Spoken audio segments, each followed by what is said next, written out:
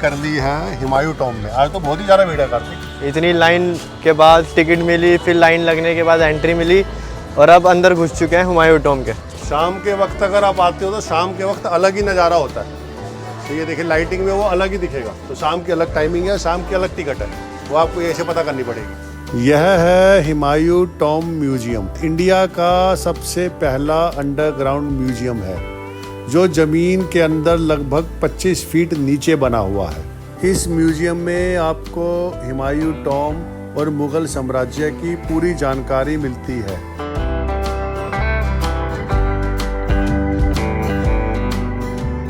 मेरा नाम शुमाइला है और मैं सारे निज़ामुद्दीन में हेरिटेज वॉक्स कराती हूँ। हमारा एक ग्रुप है जो कि हेरिटेज वॉक्स कराता है और हम लोग 5 साइट्स बेसिकली यहाँ पे कवर करते हैं। निज़ामुद्दीन जी, निज़ामुद्दीन में हम 5 कवर करते हैं। हमारी सुंदर नर्सरी है, हुमायूं टॉम है, बस्ती हज़रत निज़ामुद्दीन है। जैसे कि आज हम लोग म्यूजियम कवर कर रहे हैं, हुमायूं टॉम म्यूजियम। ये अभी न्यूली ओपन म्यूजियम है। अभी लास्ट ईयर ये ओपन हुआ है, लास्ट ईयर सितंबर में हम जी लास्ट ईयर सितंबर में ये ओपन हुआ है पब्लिकली और तब से ये हुमायूं टॉम के बारे में सब कुछ बता रखा है जी। और सिर्फ हुमायूं टॉम के ही बारे में नहीं, इसमें कई सारी चीज़ों के बारे में बताया गया है। जैसे कि ये हम यहाँ पे पूरी 700 ईयर्स ओल्ड हिस्ट्री कवर कर रहे हैं। जब हज़रत निज़ामुद्दीन औलिया यमुना के किनारे बसे थे आकर अराउंड 14th सेंचुरी में, उसके बाद से सारी चीज़ें शुरू होती हैं। 1400 हाँ, नॉट 1400, 700 साल से ज़्यादा हो गए, 750 साल से लगभग। तो तब हज़रत निज़ामुद्दीन औलिया यमुना के किनारे, जब यमुना बिल्कुल यहीं से बहा करती थी हुमायूं के मकबरे के पास, तो तब से शुरुआत हुई और वो यहाँ पे बस गए। और तब से उसके बाद से जो भी लोग सूफिज़्म में बिलीव करते थे, उनका मानना था कि अगर वो हज़रत निज़ामुद्दीन औलिया की श्राइन के पास रहेंगे, दरगाह के पास रहेंगे और बसेंगे, तो वो ज़्यादा ऑस्पिशियस रहेगा उनके लिए और अच्छा रहेगा, ऊपर वाले के करीब रहेगा। जी, ये बहुत बड़ा रीज़न था। इसीलिए जैसे खानका जब स्टैब्लिश हुई, ये वाला जो आप एरिया देख रहे हैं वो खानका का एरिया है। कौन सा वाला? ये वाला ये खानका का एरिया है। जैसे ही खानका यहाँ पे बनी और फिर जब हज़रत निज़ामुद्दीन औलिया की वफ़ात हुई, जब वो उनकी डेथ हुई, तो उसके बाद हज़रत निज़ामुद्दीन औलिया की जो दरगाह थी वो उधर बनी जहाँ पे वो बेरी हुए, जहाँ वो दफन हुए। वो जो आप रेड वाली जो बिल्डिंग देख रहे हैं, उसके सामने जो वाइट कलर की बिल्डिंग है वो हज़रत निज़ामुद्दीन औलिया की दरगाह है, वो वहाँ दफन हुए। और उसके बाद से एक ऐसा सिलसिला शुरू हुआ कि लोग यहाँ पर आना, रहना, बसना, और जब उनकी मौत हुई उसके बाद भी यहाँ बसना पसंद करते थे, यानी अपने मकबरे और कब्रें वो यहीं बनाना चाहते थे। ये बहुत बड़ा रीज़न है जिसकी वजह से 100 से ज़्यादा यहाँ पे आपको मकबरे देखने को मिलेंगे, जिसमें इसीलिए हमारे पास इतनी सारी साइट्स हैं। जैसे कि हमारे पास हुमायूं का मकबरा है, हुमायूं के मकबरे में अराउंड मेन तो हुमायूं का मकबरा है पीछे जी, हुमायूं का मकबरा और हुमायूं के मकबरे में 160 मुगल दफन हैं। इसके अलावा ये सारे इन्हीं के इर्द गिर्द जो मकबरे हैं, जैसे कि ये बार्बर्स टूम है और नाई का मकबरा जिसे बोलते हैं, इसे नीला गुंबद बोलते हैं। इसके अलावा दूसरी साइट हमारी सुंदर नर्सरी है। सुंदर नर्सरी में आपको 14+ मॉन्यूमेंट्स मिलेंगे, जिसमें से 5 वर्ल्ड हेरिटेज साइट्स हैं जी। इसके अलावा हमारे पास रहीम टूम, अब्दुल रहीम खाना का नाम हम सब ने सुना है। रहीम के दोहे बहुत ज़्यादा फेमस हैं। लोगों ने रहीम के दोहे तो सुने हैं, लेकिन लोगों को ये नहीं पता कि रहीम दफन कहाँ है। तो रहीम भी यही दफन है हज़रत निज़ामुद्दीन औलिया में। तो उनकी भी उनका जो टूम है वो भी यही है, रहीम टूम जिसे बोलते हैं। लोकल जो है खनखना बोलते हैं, बट इसका रियल खाना उनका जो टाइटल था जो अकबर ने दिया था, तो इसीलिए उन्हें खाना बोलते हैं। इसके अलावा फोर्थ जो ग्रैंड साइट हमारी रहती है वो बस्ती हज़रत निज़ामुद्दीन रहती है। बस्ती हज़रत निज़ामुद्दीन मेन साइट है जहाँ पे दरगाह है, जी, हज़रत निज़ामुद्दीन औलिया की दरगाह है। अमीर खुसरो का नाम सबने सुना है, हज़रत अमीर खुसरो भी यही दफन है, क्योंकि वो हज़रत निज़ामुद्दीन औलिया के चीफ डिसाइपल्स में से एक थे, शागिर्द रहे। और कहा जाता है कि हज़रत निज़ामुद्दीन औलिया की डेथ के बाद एग्जैक्ट 6 मंथ बाद, 6 महीने बाद हज़रत अमीर खुसरो की भी डेथ हो गई, और फिर वो बिल्कुल दोनों बराबर एक दूसरे के सामने अभी भी दफन है। इसके अलावा जहानारा के बारे में हम सब जानते हैं, शाहजहाँ की जो डॉटर थी जहानारा, तो वो भी यहाँ पे बेरिड है। तो आइडिया मेन यही है कि ये पूरा जो टूम है वो पूरा एरिया जो है वो इसी तरीके से होली स्पेस है कि यहीं पे लोग अपना जीवन का आखिरी समय भी और समय के बाद भी यहीं रहना चाहते हैं जी। और ये जो पूरा म्यूजियम है वो इसी लेगेसी को सेलिब्रेट करता है। ठीक है, ये जो गैलरी है ये 3 पार्ट्स में डिवाइडेड है। फर्स्ट हमारा इंट्रोडक्शन है, सेकंड हमारा हुमायूं के बारे में है, ये इंट्रोडक्शन है, ये इंट्रोडक्शन गैलरी है, देन थर्ड हमारी आइकॉनिक पर्सनालिटीज़ को कवर करती है। ये जितने सारे मॉडल्स मिलेंगे, मॉडल्स में मेनली इंफॉर्मेशन मिलेगी आपको। यहाँ पे जो टूम्स हैं, अच्छा, जैसे कि आपको ईसा खान टूम है, ये टूम हमारा हुमायूंस टूम के अंदर ही है। अच्छा, ये अंदर है जी। इसके अलावा नीला गुंबद है, नीला गुंबद अगेन ये भी टूम, ये नीला गुंबद क्या है? ये वाला मकबरा है नीला गुंबद। अच्छे तरीके से डिस्क्राइब किया हुआ इन्होंने कि हाँ इसमें किसकी है।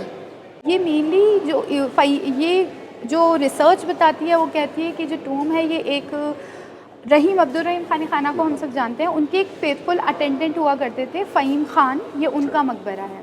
और फेथफुल अटेंडेंट क्यों? क्योंकि एक साजिश की जा रही थी रहीम के ख़िलाफ़ उनको मारने के लिए, उन्हें असैसिनेट करने के लिए।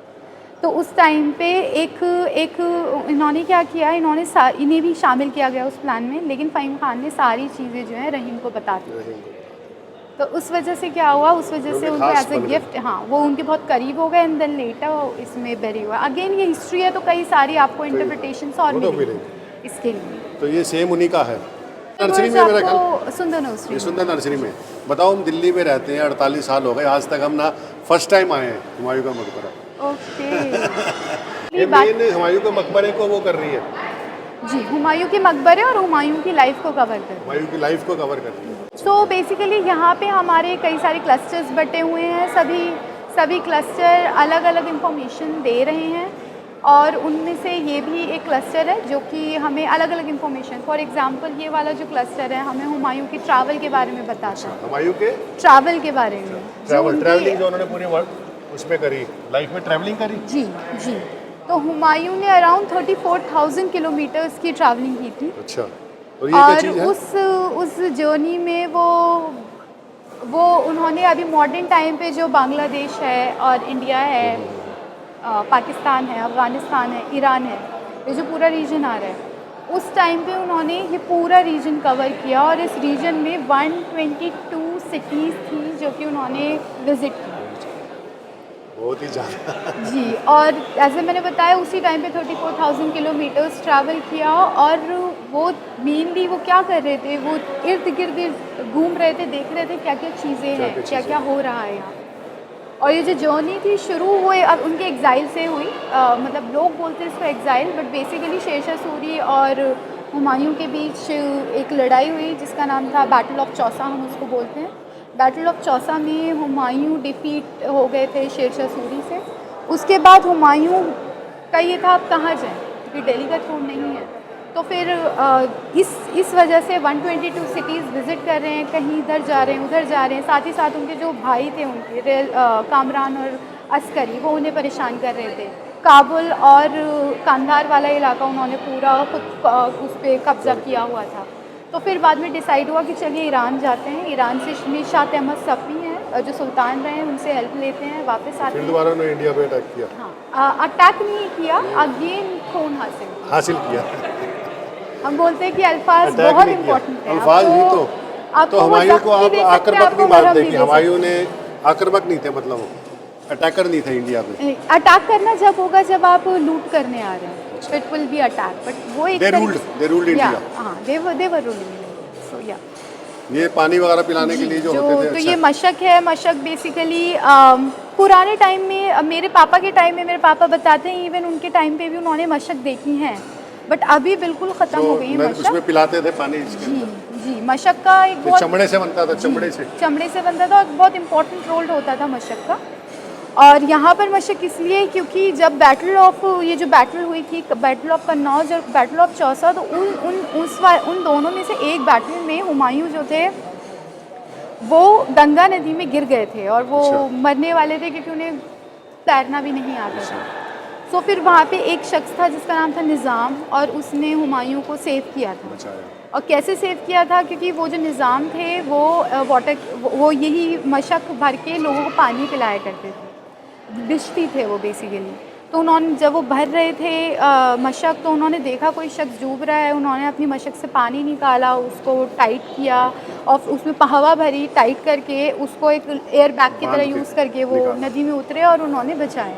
तो ये जो पेंटिंग है वो वही दिखा रही है के बारे में। अच्छा, ये उसको बचाया, जैसे बचाया किस तरीके से निज़ाम ने उनको सेव। 1603 400 काफ़ी साल, कितने साल पुरानी बात हो गई?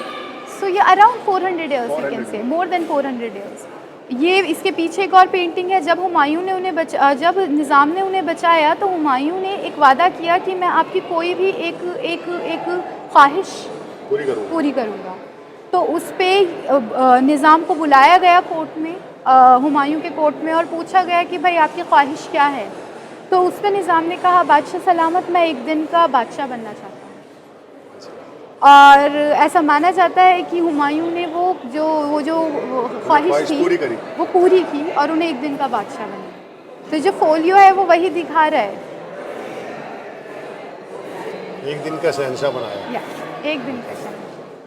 तो ये वाला क्लस्टर बेसिकली हुमायूं की कितनी सारी आर्किटेक्चरल स्टाइल्स उन्होंने यहाँ पे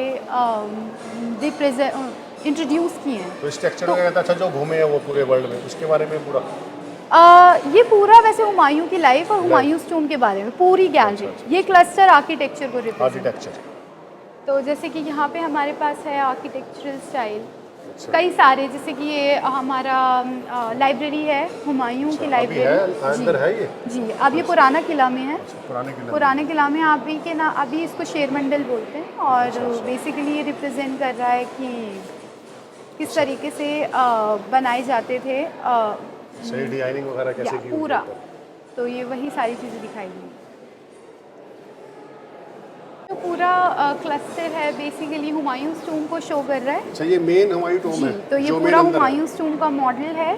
तो ये रिप्रेजेंट कर रहा है कि पूरा जो हुमायूं टूम का स्ट्रक्चर है, ईच एंड एवरी कॉर्नर किस तरीके से दिखता है, किस तरीके से मेहराबें हैं, ये जो आर्चेस दिख रही हैं, देन कैनोपी जो छतरियाँ हैं, उसके बाद जो फिनियल है, जो टॉपमोस्ट पार्ट आप देख रहे हैं। तो ये सारा आर्किटेक्चरली इसमें एटलीस्ट 5 to 10 मिनट्स लगते हैं एक राउंड लेने में। यहाँ से हम हर साइड से देख सकते हैं और ये भी अंदाज़ा लगा सकते हैं कि कितना सिमेट्रिकल इस टूम को बनाया गया है। और ये एक ऐसा टूम है जो कि बहुत खूबसूरती से बनाया है, बहुत मेरा ख्याल है वो कहते हैं ताजमहल भी इसी की शेप में बना हुआ है। ताजमहल और दिल्ली ये कहते हैं मेरा ख्याल कुछ लोग। आई थिंक हम ये भी कह सकते हैं कि Humayun टूम of Agra right of सवाल ये कह सकते हैं भाई, क्योंकि हुमायूं टूम पहले बनाया गया था। और तो इसी को देख के थोड़ा उनको ताजमहल की सबसे बड़ी इंस्पिरेशन हुमायूं टूम। ये मिनिएचर्स हैं हुमायूं टूम के इर्द गिर्द। आपको बहुत सारी बिल्डिंग्स मिलेंगी, जैसे कि बार्बर्स टूम हमने अभी वहाँ भी देखा था जी। ये रॉयल गेटवे है जो कि सर्दर्न साइड में आता है, बारादरी है। तो कई सारे थ्रू आउट द टाइम। तो हुमायूं टूम एक ऐसा स्ट्रक्चर है जिसमें हर टाइम पीरियड में कुछ ना कुछ बन रहा था, कुछ ना कुछ ऐड हो रहा था। और ये सारे जो मॉन्यूमेंट्स हैं उसी का रिजल्ट है। आप हुमायूं टूम को अकेला एक टूम नहीं पाएंगे, उसके इर्द गिर्द बहुत सारी चीज़ें मिलेंगी। तो ये वही दिखाया।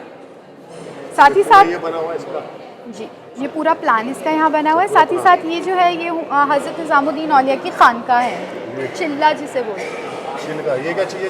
चिल्ला मतलब इसका स्पेलिंग तो ये होती है बट प्रोनाउंसिएशन चिल्लागा बेसिकली। यहाँ क्या था? चिल्लागा हज़रत निज़ामुद्दीन औलिया जहाँ पे रहते थे वो चिल्ला एक बेसिकली एक प्रोसेस होती है जिसमें 40 दिन के लिए आप अपने आप को वर्ल्ड से दूर कर देते हैं और आप की बड़ी पावर के करीब हो जाए। ये हुमायूं टूम का मेन फिनियल है, ओरिजिनल फिनियल है, जो फिनियल जो टॉप मोस्ट पार्ट है उसके ऊपर लगा हुआ है, जो आप वहाँ पे इमेज में देख सकते हैं, जो टॉप मोस्ट पार्ट है। और ये ओरिजिनल फिनियल है वहाँ का। ये 18 फीट हाई है पूरा फिनियल जी। और कॉपर और गोल्ड से बना हुआ है ये पूरा फिनियल। जो अब बना हुआ है, अब लगा हुआ है, वो कौन सा है? वो ओरिजिनल का रिप्रोडक्शन है। तो 2013 में एक बड़ा स्टॉर्म आया था जिसकी वजह से जो पूरा जी स्टॉर्म आया था जिसकी वजह से फिनियल गिर गया था और इसकी बहुत बुरी हालत थी। यहाँ पे गोल्ड और किस चीज़ से बना हुआ है? Copper and gold. ये बेसिकली ये अलग, जैसे मैंने आपको बताया यहाँ पे 100 से ज़्यादा मॉन्यूमेंट्स हैं, उनके कुछ फिनियल्स हमने यहाँ लगाए हुए हैं आइडिया के लिए कि हुमायूंस टूम से पहले फिनियल्स कितने छोटे थे, हुमायूंस टूम के बाद फिनियल्स कितने बड़े। ये मेनली कैनोपी है हुमायूंस टूम की। अच्छा, जो ऊपर लगी होती है। या तो ये इसका ओरिजिनल का रिप्रोडक्शन है लोगों को दिखाने के लिए कि जो ऊपर बने हुए या विजिटर्स को कि कितनी बड़ी है। कितनी बड़ी है, दूर से तो बहुत छोटी लगती है, बिल्कुल डॉट जैसी बहुत छोटी लगती है, जैसे ये दूर से देखने तो बहुत छोटा लगता है और है 18 फुट का। सो मेन पर्पस हमारे यही है कि ये रिप्रेजेंट करना कि ये प्रिंट हो रहा है कितने बड़े कितनी बड़ी है, लेवल पे क्या-क्या हुमायूंस टूम को बनाया गया। बड़ा है, दूर से छोटा लगता है। ये जो ऊपर लगे होते हैं जी, स्टार आपको बहुत विजिबल दिखेगा हुमायूंस टूम में, ये 6 साइडेड स्टार आपको बहुत विजिबल दिखेगा। तो ये उसी को रिप्रेजेंट करता है कि हमारे इंडियन आर्किटेक्चर स्टाइल है षटकोण, तो ये षटकोण से इंस्पायर है। षटकोण। ये उस जमाने की चेयर वगैरह है, ये कैसे है?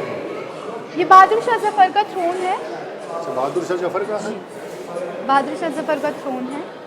अच्छा, तो यहाँ पे मेनली अभी बहादुर शाह जफर के बारे में यहाँ एक गेट भी था ना, जहाँ से दीवार तोड़ के आए थे, बहादुर शाह जफर को अरेस्ट किया था। वो कौन दीवार सा तोड़ गेट के है? आने वाला किस्सा तो ये है ना, मैं अभी लाल किले में था ना, जब अभी हमारा गाइड था उसने बताया था कि वहाँ से जब हमला किया था अंग्रेजों ने, तो बहादुर शाह जफर नदी के किनारे भागे थे, तो फिर वो हुमायूं टॉम में आगे छुप गए थे।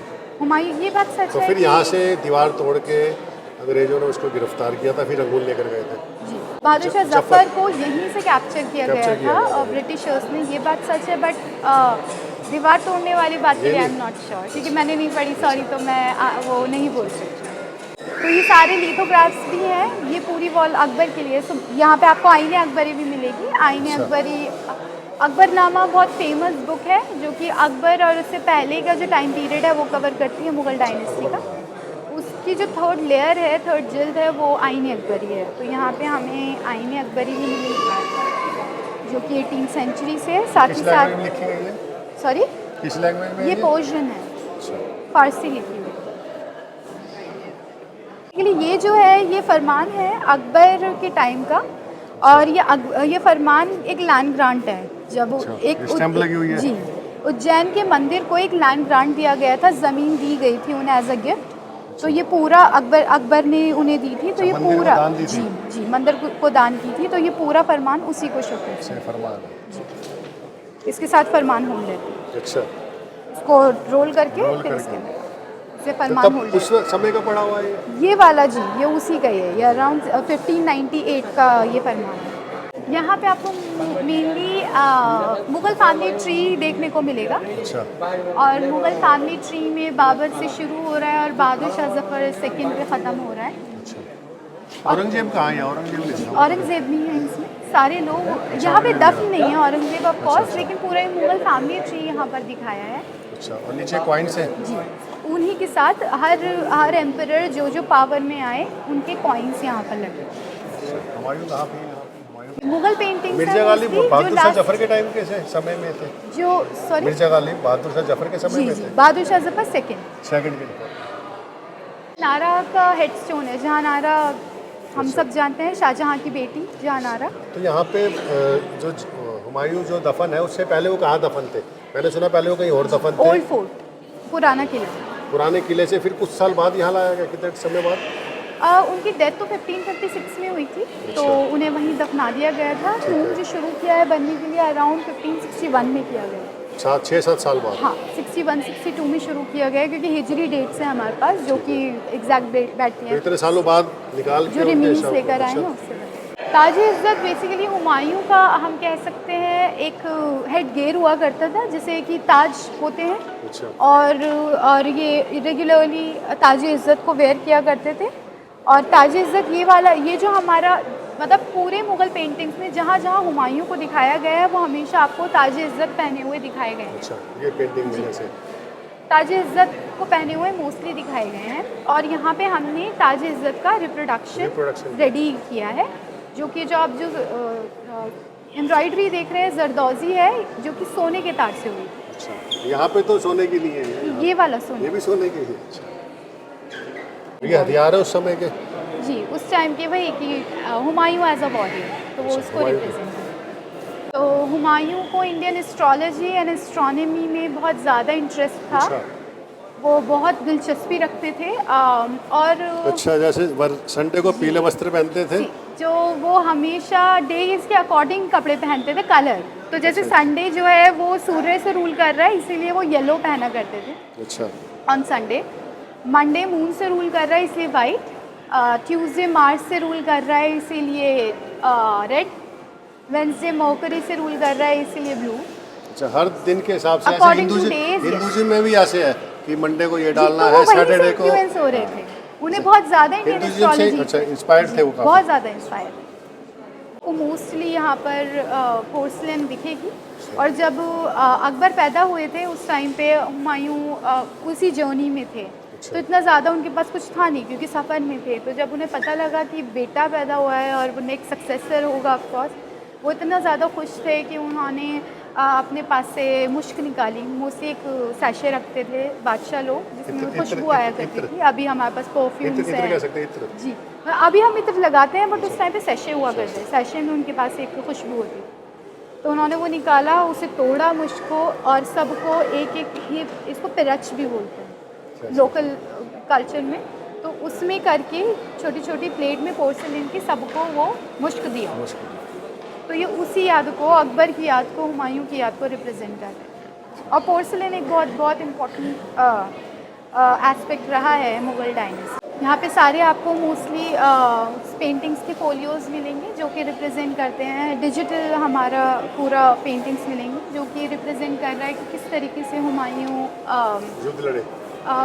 युद्ध नहीं कि सिर्फ वो एक्सपैंड ही नहीं कर रहे थे, डिफरेंट आर्ट्स को भी इंट्रोड्यूस कर रहे थे। जैसे कि मुग़ल स्कूल ऑफ पेंटिंग, जब भी हम इसकी बात करते हैं हम बात करते हैं कि अकबर के टाइम को याद करते हैं, लेकिन हुमायूं ने मुग़ल स्कूल ऑफ पेंटिंग शुरू की। ये बात बहुत कम लोगों को पता है। उसके बाद ही जितने भी, क्योंकि पेंटिंग से हमें बहुत हेल्प मिलती है विजुअलाइजेशन में, चीज़ों को समझने में, तो वो जो काम था वो भी अगेन हुमायूं ने।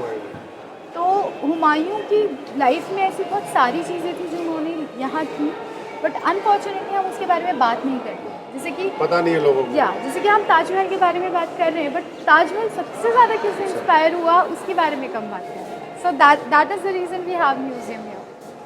चारबाग का जो आइडिया है वो आया है हमारा जन्नत से। जन्नत में जन्नत सा बाग या जन्नत के बाग, जन्नत में डिस्क्रिप्शन, कुरान में डिस्क्रिप्शन मिलता है जन्नत का। तो वहाँ बताया गया है कि आपकी जन्नत कैसी होगी। उसके लिए बताया गया है कि बीच में आप जन्नत के बीच में आपका घर होगा। ये घर ठीक है। और वो डिवाइड हुआ होगा 4 नदियों से, और वो जो नदियाँ होंगी उसमें पानी होगा, उसमें दूध होगा, दूध की नदी होगी, पानी की नदी होगी, वाइन की नदी होगी और शहद की नदी होगी। तो जितने भी राजाओं ने अपने घर बनाए हैं, ताजमहल या जो वो बनाए हैं, ताजमहल लाल किले के अंदर भी है 4 का। सो बेसिकली आइडिया यही है चारबाग का कि क्या हुआ, ये वो जो पैराडाइज का डिस्क्रिप्शन है कुरान का वो इंक्लूड किया गया पर्शियन लिटरेचर में। पर्शियन लिटरेचर से मुगल्स ने अटैक किया। तो अब मुगल्स जो थे वो बहुत ज़्यादा कीन थे, वो बहुत ज़्यादा पसंद करते थे कि वो जहाँ भी जाए वो गार्डन्स बने। वो गार्डन, इसलिए लाल किला में भी हर जगह आपको गार्डन्स में, आपको लाल चारबाग चारबाग अलग अलग तरीके के, मतलब जितना ज़्यादा डेवलप करती गई मुगल डायनेस्टी उतने ज़्यादा गार्डन्स भी डेवलप होते गए। नए नए आर्किटेक्चरल स्टाइल, जैसे हमारे आपके पीछे अगर आप वो देखें तो वहाँ पे चीनी खाना है। अच्छा। Same architectural kind of design आपको लाल किला में भी मिलेगा। तो ये क्या होता था, यहाँ पे शाम के वक्त में इसमें पानी बहाया जाता था और बीच में जो डिशेज आप जो देख रहे हैं उसके अंदर दिए रखे जाते थे। अच्छा, दिए रखे थे। फिर पानी गिरता था, आवाज़ आती थी। आवाज़ आती थी, गाइड ने बताया था ऐसी आवाज़ की जैसे कोई नहर बह रही है। चांदनी चौक पे जहानारा की भी हम बात कर रहे थे, जहानारा ने पूरा चांदनी चौक बनवाया। अच्छा। ऐसे ही जब ये पूरा डिज़ाइन किया गया, प्लान किया गया, तो अकबर ने हुमायूं के लिए जन्नत ज़मीन पर बना दी जो कि हुमायूं का मकबरा है। बीच में हुमायूं का घर,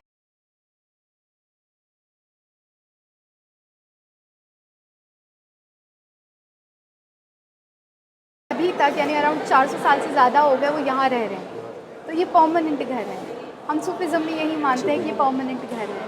तो अगर आप इसको देखेंगे तो हुमायूं का घर बीच में है, फिर वो डिवाइडेड है ऐसे करके, और फिर हर गार्डन डिवाइडेड है 4 बाग कहते हैं जी। तो ये पैटर्न इस तरीके से 4 बाग कहलाया और चारों तरफ बाग हो गए। अब वो जो नहरें थी जो हेवन में या पैराडाइज में थी, जिसमें अलग अलग लिक्विड्स थे जैसे कि water, Honey, milk and wine, अब हम अर्थ में हम वो नहीं कर सकते, इसीलिए ये वाटर चैनल्स बनाए गए जिसमें आपको पानी तो कुछ नहीं है वाटर चैनल। नहीं, इनमें वाटर है। नहीं, अब है यहाँ पे, अब भी जी अंदर। जी, कभी जैसे कभी सफाई हो रही होती है तो उस टाइम के लिए वो बंद हो जाते हैं, बट मोस्टली आपको। अच्छा, ये जैसे लोग बांधते हैं, निजामुद्दीन औलिया भी बांधते हैं जी। ये दरगाह पे। जी, तो ये ट्रेडिशन हम यहाँ फॉलो कर रहे हैं, जहाँ पे कि कलावा बांधने का जो ट्रेडिशन होता है जिसमें कुछ मन्नत मांगनी हो तो। जी, ये निजामुद्दीन औलिया की दरगाह का है ये। ये रिप्रोडक्शन है उसका, और वो उस ट्रेडिशन को दिखा रहा है कि जब आप जाएं तो अब आपकी अगर मन्नत है तो आप कलावा बांध सकते हैं, फिर आप जब आपकी मन्नत पूरी हो जाएगी आपको दोबारा आना है और वो नॉट खोलनी। ये सारे हमारा जो आगा खान ट्रस्ट फॉर कल्चर का जैसे मैंने नाम बताया, तो कई सारे एरिया 60+ मॉन्यूमेंट्स रिस्टोर हुए हैं, तो उनके सीलिंग्स आपको यहाँ पे देखने को मिलेंगे। ये अदगा खां का सीलिंग है, इसके अलावा लकड़ वाला बुर्ज का सीलिंग है। अच्छा, जो ऊपर वो बने हुए हैं वो हर हाँ, उसके जो अंदर ऊपर वाला जो सीलिंग पैटर्न होता है, सीलिंग तो पैटर्न। जी, तो हर दरगाह, हर जो है हर एक का मॉन्यूमेंट अलग का है, अलग अलग। हर मोन्यूमेंट का अलग अलग है। तो बड़ा ये ही। वाला जो है ये अदगा खां में है हमारा। अदगा खां एक मॉन्यूमेंट है हुमायूं निजामुद्दीन। के ऊपर कौन सा, जो हुमायूं के मेन मकबरे के ऊपर है? मेन टूम के मेन चेम्बर में कोई अच्छा, सीलिंग कोई नहीं है। कारण उसका कारण हमें नहीं पता, उसका रियल रीज़न कि क्या था, क्योंकि हमें कोई एविडेंस नहीं मिलते। अच्छा। लिखित हमारे पास कोई एविडेंस नहीं है बाकी प्राइमरी सबके ऊपर कुछ ना कुछ। जी, बट सीलिंग हिस्टोरियन पैटर्न। का मानना है कि इनिशियली वो भी ऑर्नामेंटेड था, बट वो क्या पैटर्न था वो हमें नहीं पता, क्योंकि अगर आप देखें पूरा हुमायूं टूम बाहर से बहुत खूबसूरत दिखता है, हर एक देखेंगे। एक कोना सजा हुआ है, तो मेन चेम्बर को कैसे छोड़ देंगे? तो ऐसा बिलीव, ऐसा माना जाता है कि उसमें यहाँ कोई रीजन हो सकता है, टाइल कोई- वर्क हुआ हुआ था और सारा सीलिंग पैटर्न था, बट वो कब ख़त्म हुआ? क्योंकि हुमायूं टूम ने बहुत कुछ देखा। 1857 में जो रिवोल्ट हुई, बहादुर शाह जफ़र वहीं से कैप्चर किए गए। फिर 1947 में वो रिफ्यूजी कैंप था रिफ्यूजी जहाँ कैंप हो गए से थे। पाकिस्तान से लोग आ सारे रहे रिफ्यूजी थे, यही रुके थे। तो बहुत सारी चीज़ें देखी। हुमायूं टॉम ने बहुत कुछ देखा। बहुत प्रेजेंट करता है कि हज़रत निज़ामुद्दीन औलिया की दरगाह किस अच्छा, ये तरीके दरगाह से का दिखती है। थी। जी। हम तो कभी दरगाह भी नहीं गए। आप प्लीज़ आइए दरगाह, हमें बहुत अच्छा लगेगा अगर आप दरगाह आएंगे। जी, ये सिर्फ दरगाह कॉम्प्लेक्स है जिसमें हमारी बावली है, हज़रत निज़ामुद्दीन औलिया की अच्छा, बावली, बावली। और अभी है इसकी बावली जो यहाँ पे? नींव अभी है? है अभी भी है, और इसमें ये दिल्ली की ओनली बावली है जिसमें अभी भी आपको पानी मिलेगा। कुछ आगे से इनकी बावली कुछ है, बट वो बिल्कुल नीचे है, वो वैसा जो रियल बावली में पानी होता है वो नहीं वो है। नहीं, इसमें भी है। पर इसमें आपको ये जितनी भी सीढ़ियाँ दिख रही हैं उसमें से सिर्फ शुरू की 10 सीढ़ियाँ दिखेंगी, उसके बाद पूरी पानी के अंदर।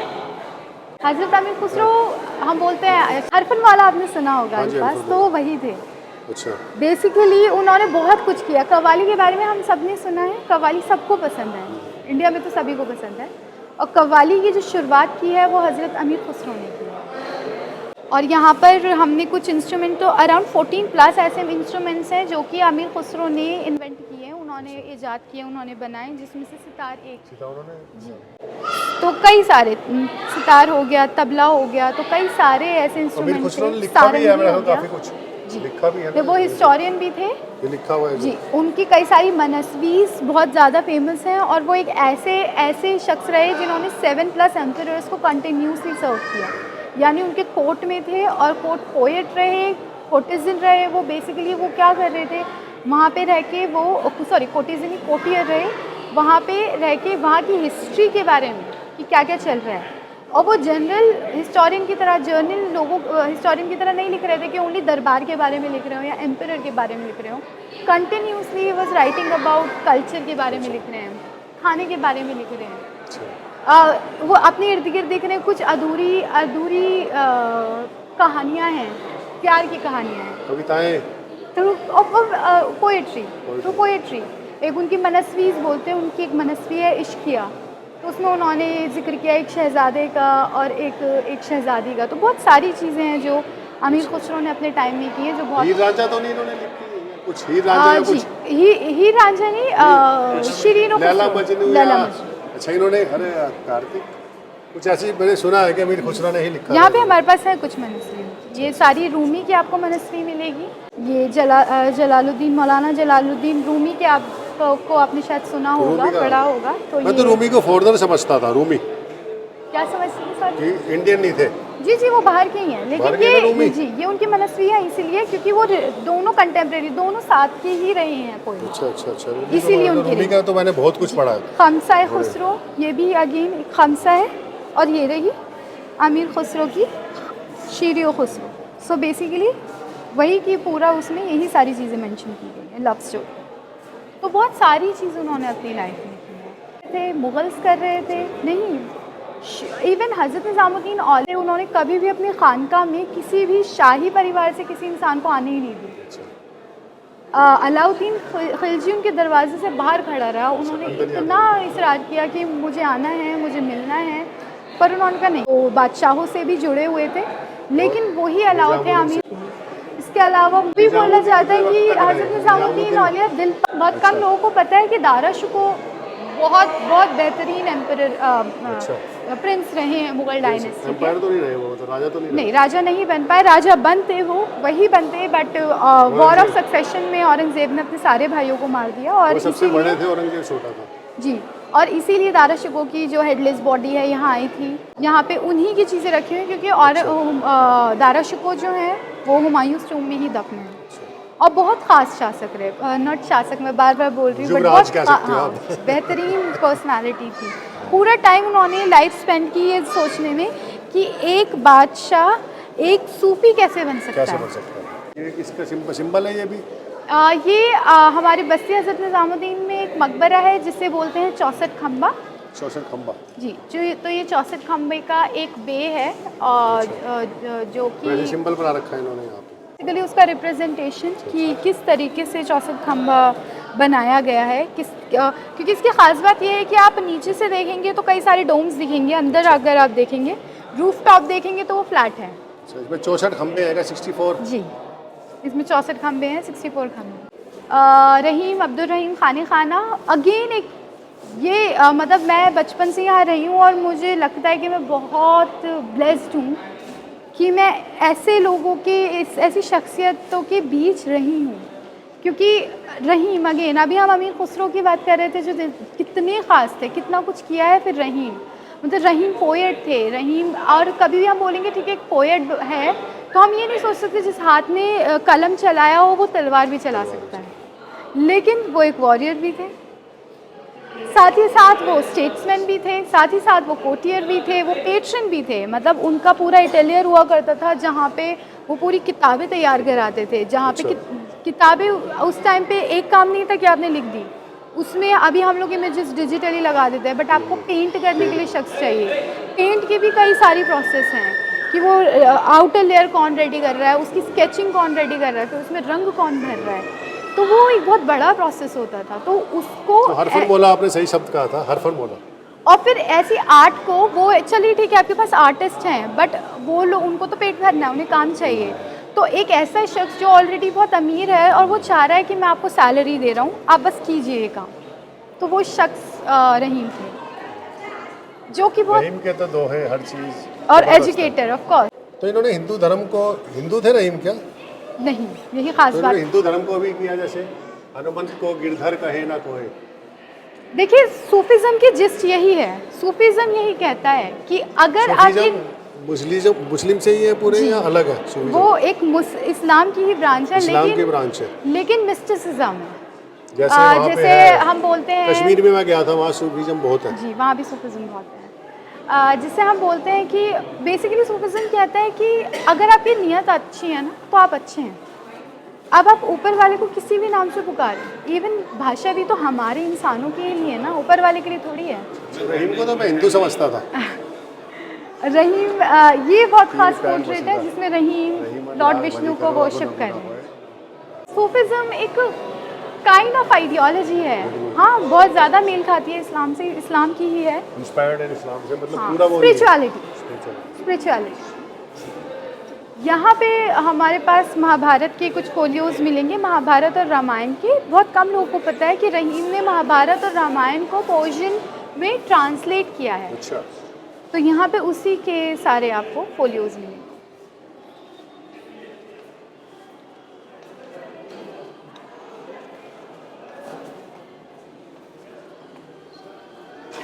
रहीम की कोई हिस्ट्री भी है कि पीछे कैसे थे वो, उनके परिवार? जी, रहीम के जो हिंदुइज्म फादर से आए थे, थे ऐसा थोड़ी था हिंदुइज्म से आए थे। उनकी ये हो जो सकता फैमिली है। थी वो सेंट्रल एशिया से थी, बेसिकली अच्छा, बिलोंग अच्छा, करती थी। और बैरम खां रहीम के फादर वालिद थे। बैरम खां हुमायूं के पास साथ, मतलब जैसे होता है ना कि बचपन के जो दोस्त होते हैं वैसे रहे थे बैरम खां, और बहुत बहुत करीबी थे। और जब हुमायूं की डेथ हो गई तो अकबर को पूरे तरीके से बैरम खां ने ही संभाला। और फिर जब कुछ बात हुई थी जिस पर बैरम खां को एग्ज़ाइल पे भेज दिया गया था मक्का, उस रास्ते में बैरम खां को मार दिया गया था। उस टाइम पे रहीम अराउंड 7 साल के थे। तो 7 साल के रहीम को फिर अकबर को दिया गया था कि अब आपको इनका ख्याल रखना है। तो जैसे बैरम खां ने छोटे प्रिंस अकबर का ख्याल रखा, उसी तरह अकबर ने रहीम का ख्याल रखा। तो रहीम की परवरिश ऐसे माहौल में हुई थी जहाँ पे उसके लिए रिलीजन सिर्फ हिंदू मुस्लिम ये सब नहीं था, उनके लिए ये दुनिया बहुत खूबसूरत थी, और सबके साथ मिल के रहना, एक साथ रहना में ही खूबसूरती है। ये पूरा उनका आइडियोलॉजी था, जो कि हम यहाँ पे पूरा गंगा जमनी तहजीब जो होता है हमारा, हम उसको यहाँ पे रिप्रेजेंट करने की कोशिश कर रहे हैं। ये हमारा यहाँ पे आपको ये कैनपी मिलेगी। कैनपी जो बेसिकली क्या चीज़ है ये? कैनपी है, ये हज़रत निज़ामुद्दीन औलिया के अच्छा। कैनपी है, और ये मदर ऑफ पर्ल आपको मिलेगा। ये सारा काम इस पर, अच्छा, पूरा जो काम है ये पूरा पर्ल का है, अच्छा। और अंदर वो किया उसको हुआ है। लकड़ी के ऊपर लगाया गया है। और ये जो कैनपी है रिप्रोडक्शन है ओरिजिनल कैनपी का। ओरिजिनल कैनपी आपको हज़रत निज़ामुद्दीन औलिया की दरगाह में मिलेगी।